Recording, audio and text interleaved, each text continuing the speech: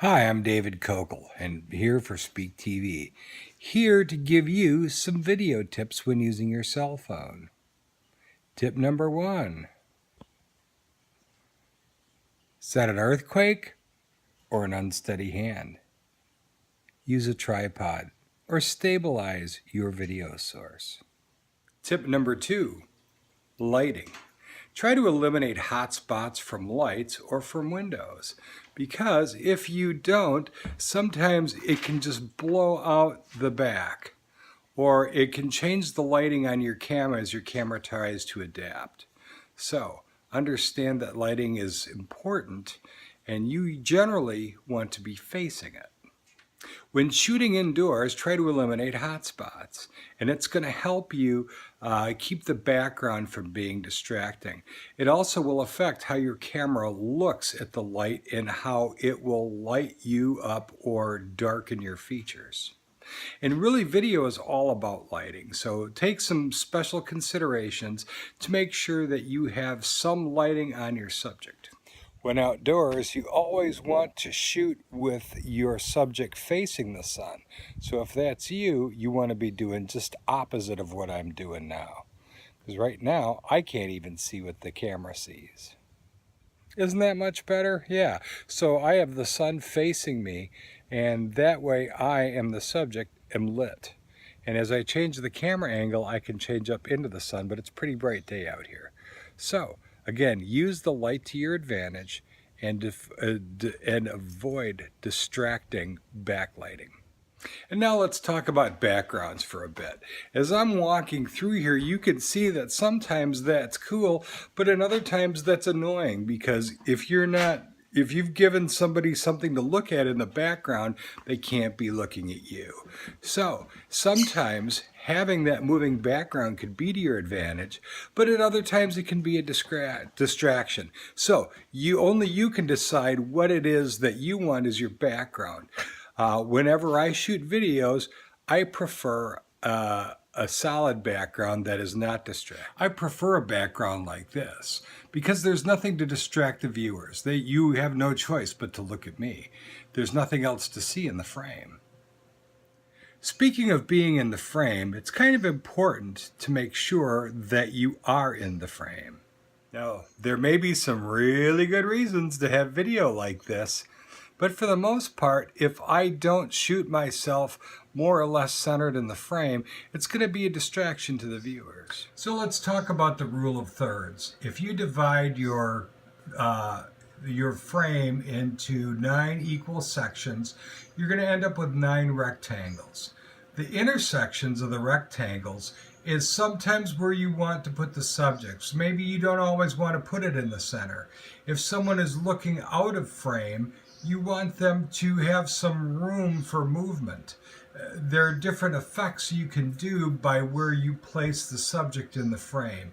And what we're suggesting is that while you can always put it in the center, sometimes we add more interest by moving it to one of the intersections that are denoted by the red circle. Let's talk a little bit about how to hold the camera. I'm holding the camera like this, and we're going to call this landscape mode. We use landscape mode because that's the way we use the devices on which we use videos. Mostly it's going to be televisions. Now, there's another way we could do it. This is called portrait style, and there are very good reasons for doing this. For instance, if you're going to be videotaping the giant redwoods or the Eiffel Tower or the skyline of Manhattan, you can get a certain effect by going vertical. However, since most devices are display in landscape mode and not portrait mode, which is what we're looking at here, it's going to sometimes confuse the viewers, or you're only going to be using a small portion of the actual screen. You're going to have alleyways on either side of the screen that's going to prevent you from being able to use the whole screen. So whenever possible, go landscape. Also, when you're taking video, I recommend that you start the camera and get it moving. You can always crop off the ends later or fade it in or fade it out. But if you start talking right when the videos start, sometimes it sends the viewer a confusing message, or you may have actually clipped off part of it because the camera may take longer to start than you figure. So always, I like to count down from 5. When I cue people, I start counting at 5 and then 4. I start the camera at 3. I silently go to 2 and then 1 and then point to them. So always give yourself a little bit of a leader. Another important point about shooting video with your camera is you don't want to use the digital zoom. Can you? Yes. Does it make sense to? Mostly not, and here's why. Whenever you use the digital zoom on a camera, you are actually working against the resolution. What you're doing is making the little square pixels that make up the image, you're making them bigger when you zoom in. And eventually they will start to pixelate. And it doesn't allow me to zoom in on this camera, but if I did, and I zoomed in far enough, if the camera would allow me to, you would see that the whole image is made up of little bitty dots, and that when they start to pixelate, you've zoomed in too much. Not using the zoom prevents that from happening and allows you to use the resolution the way the camera was built. While most video cameras are different, and certainly cell phones differ from brand to brand, there's a couple of universal truths about them. One of them is that you should be able to check the focus of your subject by touching it on the screen before you either take a picture or record. If you push and hold your subject on an iPhone, it will bring up an exposure setting along with a slider. What that allows you to do is zoom the background to be lighter or darker. Let me show you. So this is without any adjustment at all. And now this is when I have adjusted the exposure to be higher. It's brought up the background, and it certainly has made me a whole lot more white than I was before. And now I've gone the other way with it. I've taken that exposure and brought it down so it makes me look darker. And sometimes that's okay because it brings out different features of my face or other things, or makes the skin tones more realistic. But it's also darkened everything, including the background. So just wanted you to be aware of that not only does touching the screen put me in focus, or wherever you touch is wherever the camera will focus, but in an iPhone it will bring up an exposure setting that allows you to go lighter or darker, which could be very handy if you're outdoors shooting indoors to a dark place. And I'll give you a great example.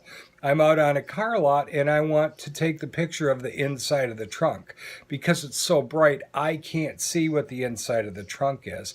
But if I go in and change the exposure, I can tone it down so that I can get an accurate picture of what's inside the trunk.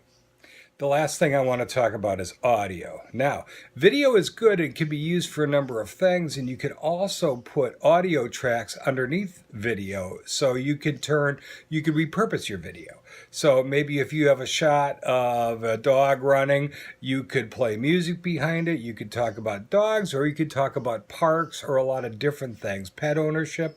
So you could repurpose that video in a lot of different ways depending on what your audio track is. However, you want to avoid bad audio.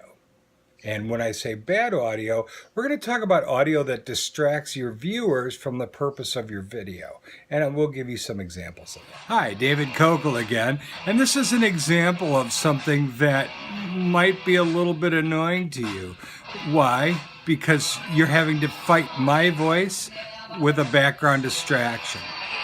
So I chose Joan Jett and the Blackhearts. And so now, am I disturbing her video or is she disturbing mine? Depends how you look at it. So here again a little bit with the video. So is this a distraction if I want it heard?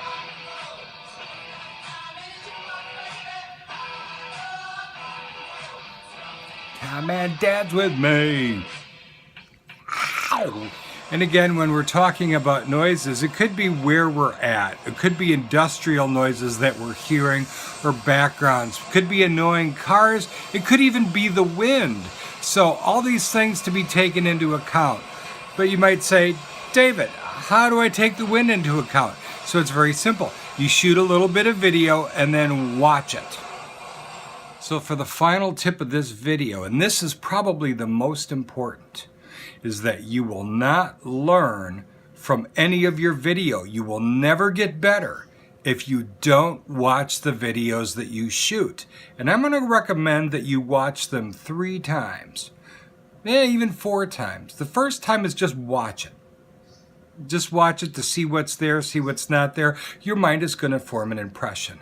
Now, the second time, I want you to watch it and look for things that you can improve on, mistakes that you made, and kind of make a mental note or even write notes as to what you could improve on. Then, the third time, watch it for things that you did well and did right, and especially make notes on those things so you can make sure to do them again in your next videos.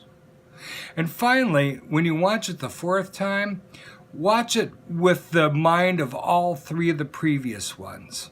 So you've seen it before, you're looking for bad things, for good things, but what it's going to do is it's going to teach you lessons in your brain that are going to help you shoot better video the next time you do it. I'm going to suggest that you do this for all video that you shoot. Maybe not 4 times, but certainly a couple of times. And if you're going to shoot longer videos, that's an investment in time. So if you're making a 30-second video, that's like 5 minutes of your life for that one little video. If you're shooting 10 minutes of video, that's going to be an hour or more. So again, I like shorter videos, 30 seconds to a minute, and it's simply because you can review them faster and do more with them. So I hope this has been helpful for you. My name is David Kocol, and I hope you guys are having a great meeting, and you can count on one thing, and that's that I wish that I was with you. Thanks. Have a great day.